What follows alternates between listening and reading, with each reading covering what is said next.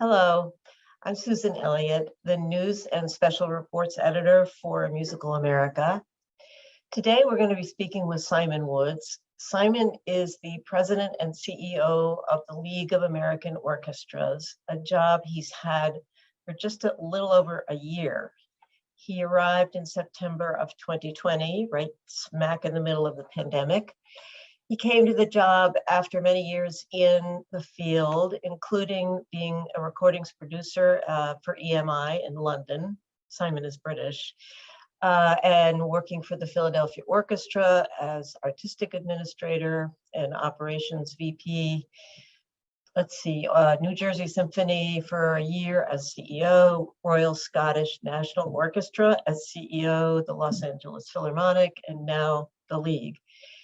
He's going to tell us about his vision for the League going forward and about the challenge he sees for American orchestras in the future.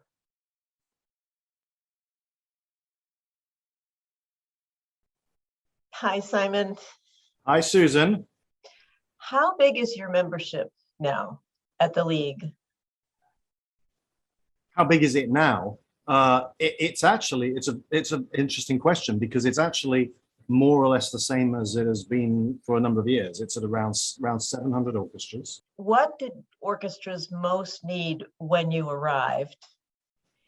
And what do they need now? So I think when I arrived, we were in this moment of deep anxiety across the field. It was very, very uncertain where we were headed. Right. And I would say that right then, there was this incredible need for people to gather together. You cannot underestimate the importance of the convening, the way we bring people together. Right. We did something like 40 or 50 or 60 constituency meetings just during the first year of the pandemic alone. And so, just bringing people together to share experiences and not feel alone. It feels like a small thing, but actually that was very important. Thinking about more concrete things, of course, nothing we've done has been more important than our advocacy work. I mean, our friend Heather Noonan very well, who is in Washington, D.C. And it's very funny because every time I start a call with just about any orchestra executive, it normally starts with me saying, "So how's it going?" And they say, "Oh, it's going great. And by the way, before we go any further, we love Heather." Yes. I mean, that is literally the beginning of many conversations. Right. Look at a year later now where we are. I've been here a year and 3 months now, and all of that continues to be important. But I think there's a new factor coming in here, which is that we're in this environment which is so incredibly uncertain. It's changing all the time. We just thought we were into recovery, and then along comes Omicron, right? Yep. And so what really comes into play here is research and data, and the sort of thinking about how audience patterns are changing, thinking about and reporting on how audience patterns are changing, how donor patterns are changing, and how it might affect the future. Because this uncertainty about what the next year, and we can talk about that maybe if we talk about orchestra's finances, but this uncertainty about what comes in the future is really, it needs all our best research to make that happen. Give us some understanding of how to address it. Right. Now, when you say that you initially and continue to convene people because they needed to be sort of communicating with each other, that was all on Zoom? Did you send out a link for everyone to join in at the same time, or? Well, so it's by constituency group. So we have the CEOs of the Group 1 orchestras, the CEOs of the Group 2 orchestras, the marketing directors, the development directors, the board chairs, the different groups. We have the general managers, with musicians, the artistic administrators. So we have all the constituencies. Right. They all meet individually and share their experiences. Should we talk about, I know that the diversity issue is enormous, and that this is something we've all been addressing in our various pockets of the field. But what about the labor issue?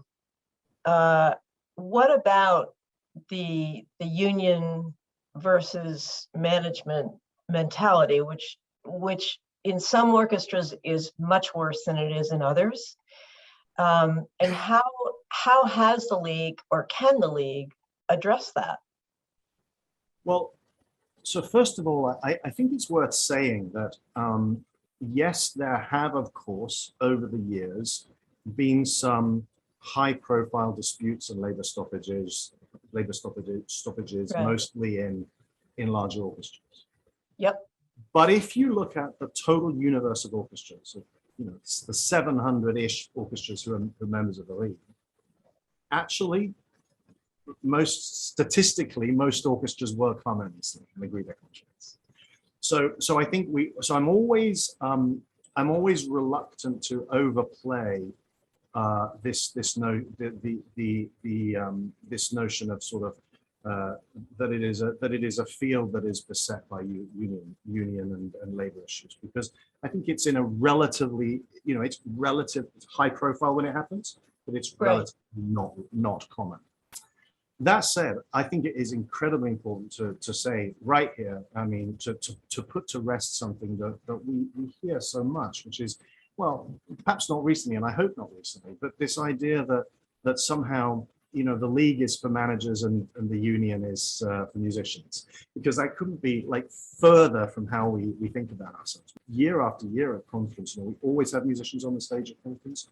We have 4 union musicians, 3 actually right now, but it was 4, it will go up again shortly. 3 union musicians on our board. We have regular sessions at conference about, negotiations and how to conduct them in an effective way. So our role is about trying to help orchestras sort of be their best selves in negotiations, just as they are in the rest of their work. Let's look at COVID, because the most extraordinary thing about the pandemic is the way in which musicians and managers have come together with one goal. There's a common enemy here, which is, how do we keep the music playing? Right. How do we keep the music playing? How do we keep our relationship with audiences and communities? And that only happened because musicians and managements came together and found collaborative solutions. So that must mean that they also came to some kind of a meeting of the minds with regard to the streaming of full performances, old ones, new ones. Yes. And there's a COVID agreement in place.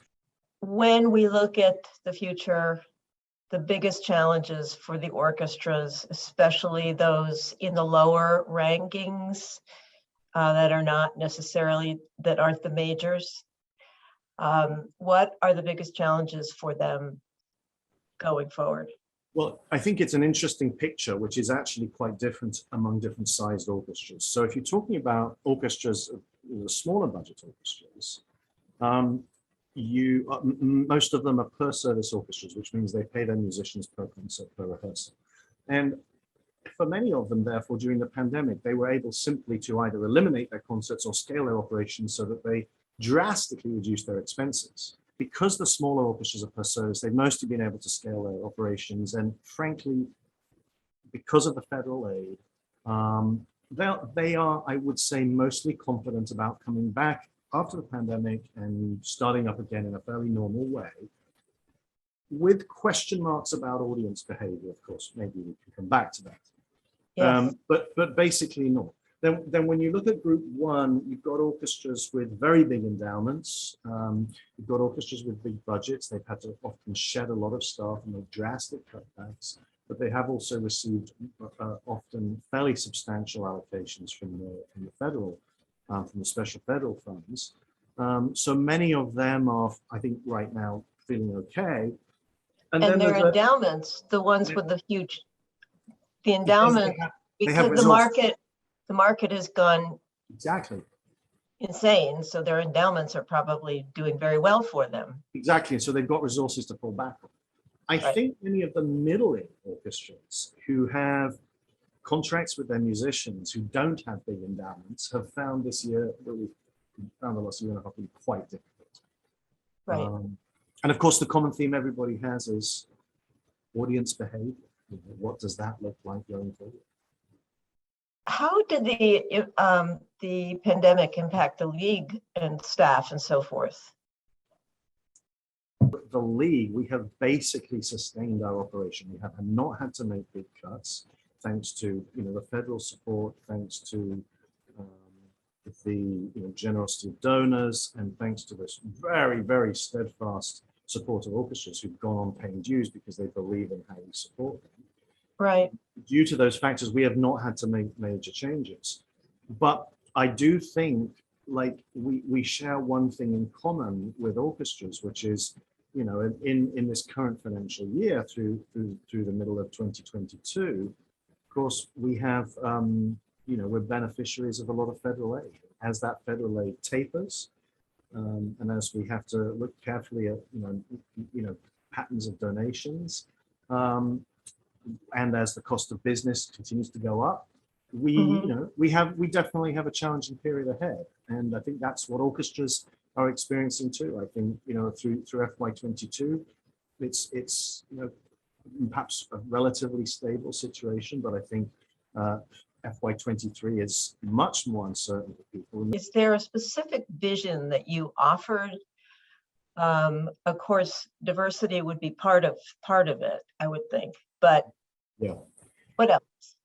Well, so yes, there was a clear vision, and it's what I told the board when I met with them at that time, and it's what I have led from for the last year and a bit, and it really is about two things. On one hand, and nobody should be surprised about this, I've been working in orchestras for before I took this job, Long time. 23 years, right? So Right. I know orchestras from inside.